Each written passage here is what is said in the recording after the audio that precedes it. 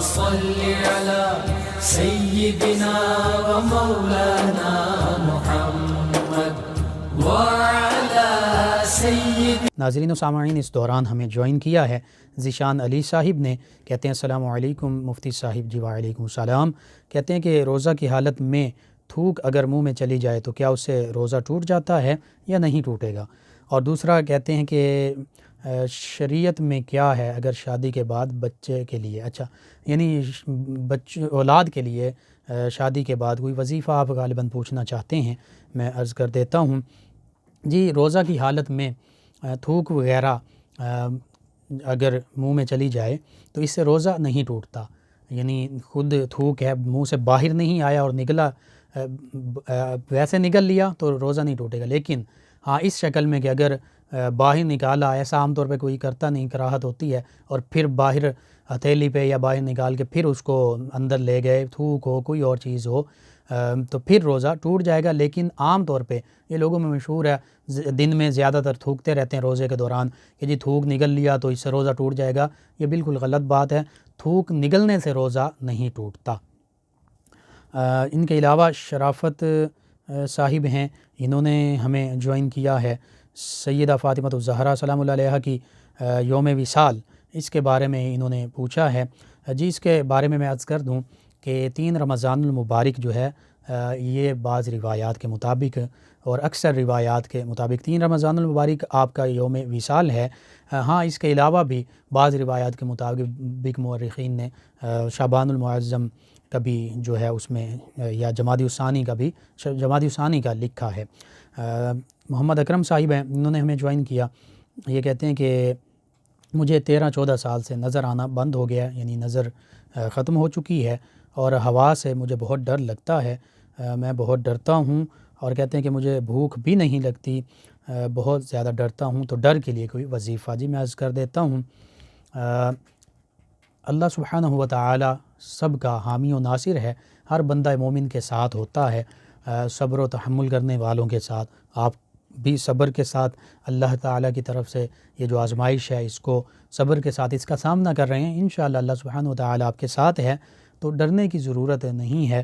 ہوا سے بھی ہاں اللہ کے خوف جو ہے وہ اگر بات کر رہے ہیں تو وہ تو ہر بندہ مومن میں ہونا چاہیے.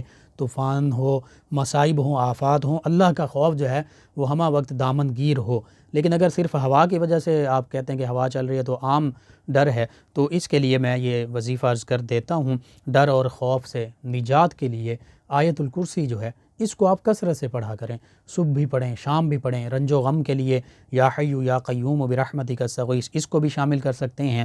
آیت الکرسی لازمی شامل کیجیے، اور اس کے ساتھ درود پاک کی کثرت کیجیے. انشاءاللہ ڈر خوف جو ہے یہ دور ہو جائے گا. نذیر احمد صاحب ہیں، اور یہ کہتے ہیں کہ میری صحت جو ہے وہ صحیح نہیں رہتی، اور کہتے ہیں کہ کیا میرے نام کی وجہ سے؟ تو ایسا کچھ نہیں ہے. اور نام کا معنی بھی پوچھا ہے. جی بہت خوبصورت نام ہے نذیر احمد.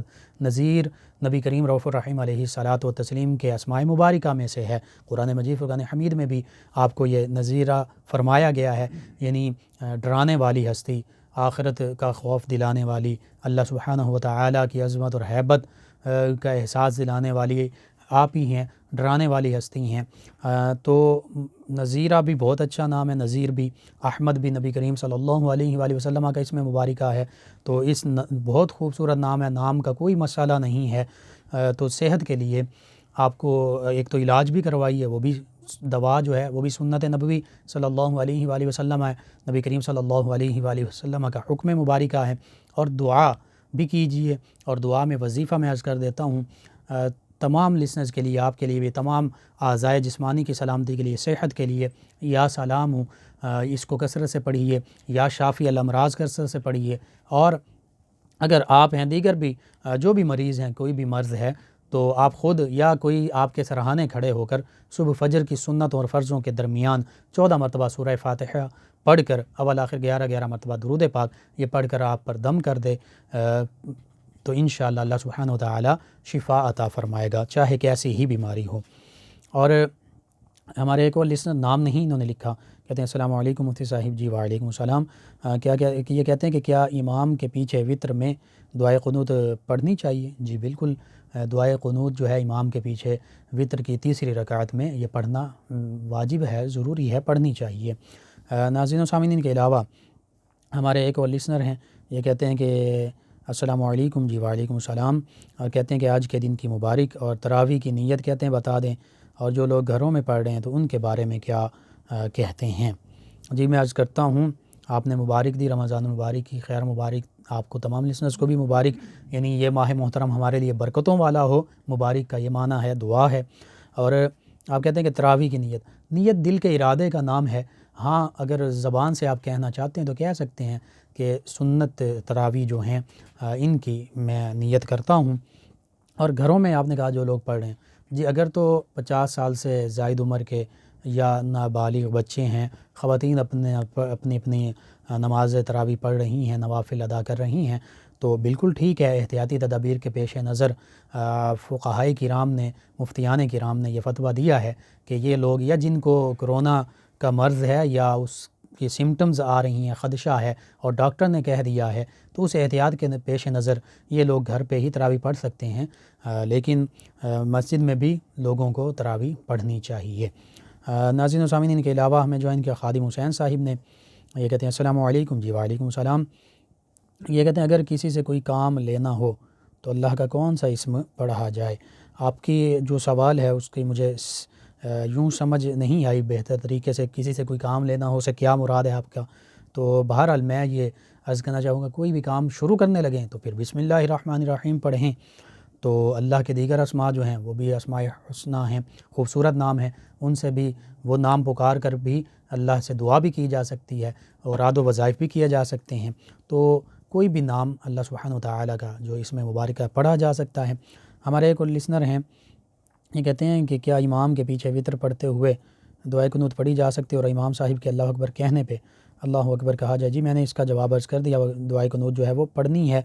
اور ایک اور ہمارے لسنر ہیں، انہوں نے کہا ام حبیبہ ہیں غالباً، اور یہ کہتی ہیں فاطمہ سلام اللہ علیہا کے جو لقب ہیں وہ کس وجہ سے دیے گئے ہیں؟ فاطمہ نام کا بھی انہوں نے پوچھا اور غالباً القاب کا بھی پوچھا۔ جی انشاءاللہ پروگرام میں اس کا عرض کرتا ہوں میں۔ شازیہ ظفر صاحبہ ہیں، کہتی ہیں السلام علیکم جی وعلیکم السلام، کہتی ہیں آج کا پروگرام، آج کا ذکر، آج کی ہستی کا ذکر کمال ہے، ان کے صدقے سے دعا فرما دیں۔ جی اللہ سبحانہ وتعالی اس عظیم ہستی سیدہ فاطمہ الزہرا سلام اللہ علیہا کے صدقے سے تمام عالم اسلام کو سربلندیاں عطا فرمائے اور اس وبا سے تمام عالم اسلام کو اپنی حفظ و امان میں رکھے، اور ہماری مسلمان خواتین، ماؤں، بہنوں، بیٹیوں کو ردائے فاطمہ کا واسطہ، عفت فاطمہ کا واسطہ، ہماری خواتین اسلام کو بھی انہی کی پیروی کرنے کی توفیق عطا فرمائے، آمین۔ اللہم صل علی سیدنا و مولانا